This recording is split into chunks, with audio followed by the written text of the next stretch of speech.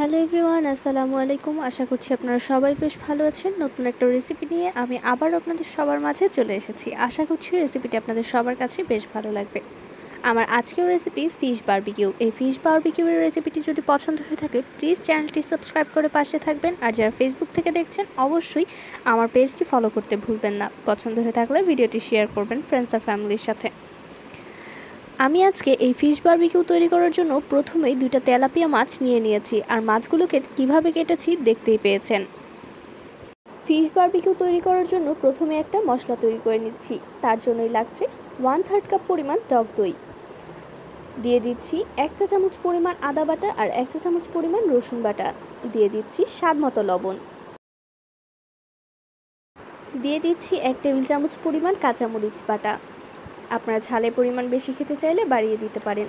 দিয়ে দিচ্ছি জিরা গুঁড়া আর ধনিয়া গুঁড়া 2 টেবিল চামচ পরিমাণ, দিয়ে দিচ্ছি বারবিকিউ মশলা প্রায় 3 থেকে 4 টেবিল চামচ পরিমাণ, গরম মশলা গুঁড়ি দিয়ে দিলাম 1 টেবিল চামচ পরিমাণ, সাদা গোলমরিচ গুঁড়া 1 চা চামচ পরিমাণ, সয়া সস 1 টেবিল চামচ পরিমাণ, বারবিকিউ সস 1 টেবিল চামচ পরিমাণ, দিয়ে দিচ্ছি ধনে গুঁড়া আধা চা চামচ পরিমাণ, দিয়ে দিচ্ছি হলুদের গুঁড়া আধা চা চামচ পরিমাণ, মরিচের গুঁড়া আধা চা চামচ পরিমাণ, আর আরেকটু মরিচের গুঁড়া দিয়ে দিলাম আধা চা চামচ পরিমাণ, আর হলুদ দিয়ে দিলাম আরেকটু সামান্য, দিয়ে দিচ্ছি একটা লেবুর রস, 1 পিস লেবুর যতটুকু রস হয় সবটুকু রসই দিয়ে দিলাম। এবার দিয়ে দিচ্ছি 1 টেবিল চামচ পরিমাণ তেল, রেগুলার রান্নার তেল, আর দিয়ে দিলাম টমেটো কেচাপ 1 টেবিল চামচ পরিমাণ।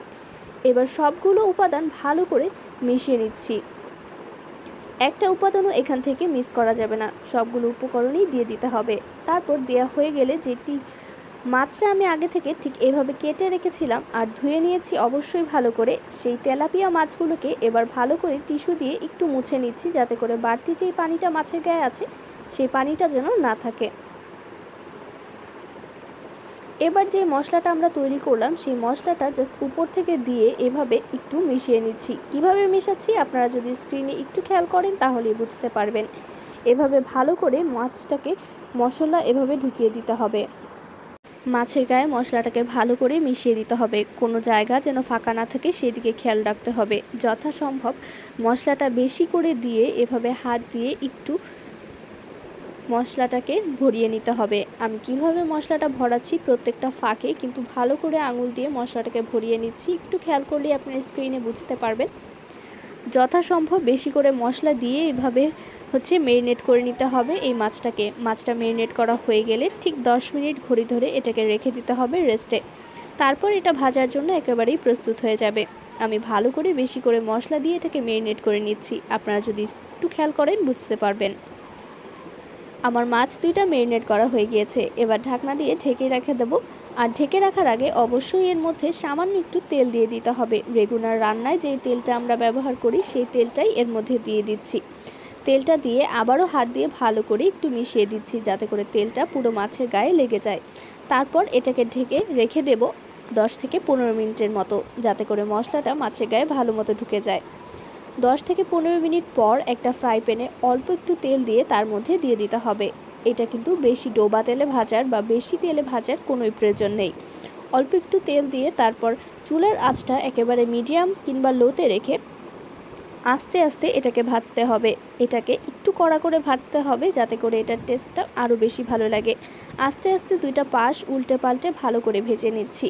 আর যেই মশলাটা আমি আগে তৈরি করেছিলাম সেই মশলাটা একটু পরপর এটার মধ্যে চাইলে আপনারা ব্রাশ করে দিতে পারেন। আর এই যে তেলটা পাশ থেকে একটু নিয়ে ব্রাশ করে দিচ্ছি। হ্যাঁ, মশলাটা কিন্তু আমি এর মধ্যে ব্রাশ করে দিচ্ছি, আপনারা দেখতেই পাচ্ছেন। এভাবে মশলাটা ব্রাশ করতে থাকতে হবে, তাহলে কিন্তু এর টেস্টটা আরও বেশি ভালো লাগবে। রেসিপিটা কিন্তু খুব অল্প উপকরণে এবং অল্প সময় তৈরি করতে পারবেন, আর টেস্টটাও কিন্তু অসম্ভব মজাদার। কষ্ট করে বাইরে গিয়ে আর ফিশ বারবিকিউ খেতে হবে না, অল্প উপকরণে হাতের কাছে থাকা কিছু উপকরণ দিয়েই খুব সুন্দরভাবে এই রেসিপিটা তৈরি করতে পারবেন। প্রায় 15 থেকে 20 মিনিট সময় লাগবে, যেহেতু লো আঁচে ভেজেছি, যাতে করে টেস্টটা ভালো লাগে। তারপর এটা নামিয়ে পরিবেশন করার জন্য একেবারেই প্রস্তুত হয়ে গিয়েছে। দেখতে পাচ্ছেন আমাদের মাছটা দেখতে কত সুন্দর হয়েছে।